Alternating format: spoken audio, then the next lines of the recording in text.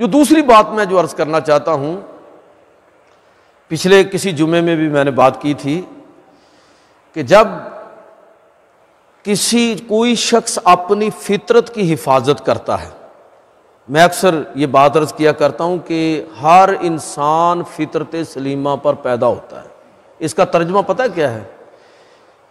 کہ اللہ رب العزت نے ہر انسان کو حق اور باطل کے درمیان پہچان کرنے کی قدرتی صلاحیت عطا فرمائی ہے۔ ہر آدمی کو، کوئی ضرورت نہیں کسی مولوی سے فتویٰ لینے کی، اپنے دل سے پوچھیے، اپنے من میں ڈوب کر پا جا سراغ زندگی۔ بندے کو پتہ ہوتا ہے کہ اصل حق کیا ہے اور باطل کیا ہے۔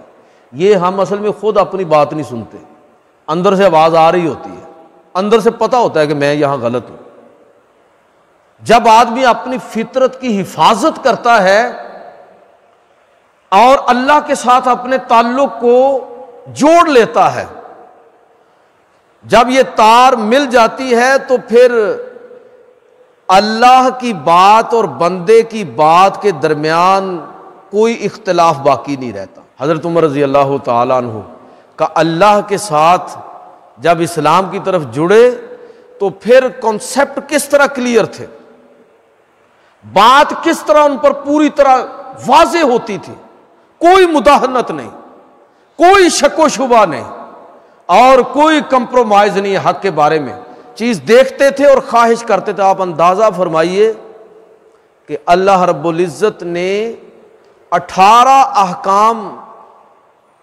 قرآن مجید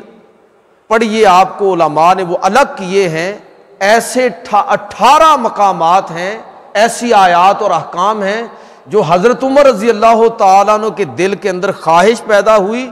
یا انہوں نے اپنی زبان سے اس کا اظہار کیا اور اللہ تبارک و تعالیٰ کی طرف سے آیت نازل ہو گئی۔ اس سے آپ اندازہ کریں کہ اللہ کے ساتھ جب بندے کی تار مل جاتی ہے تو جو بندہ سوچتا ہے رب تعالیٰ اسی کے مطابق فرما دیتا ہے۔ یہ پردے کے احکام حضرت عمر نے خواہش کی، تفصیلات زیادہ ہوں گی اس لیے میں اس کی ڈیٹیل میں نہیں جاتا، تو اللہ رب العزت نے حضرت عمر نے یہ خواہش کی کہ کاش پردے کے احکام نازل ہو جائیں۔ اللہ رب العزت نے پردے کے احکام نازل فرما دیے۔ بدر کے معرکے کے اندر قیدیوں کے معاملے میں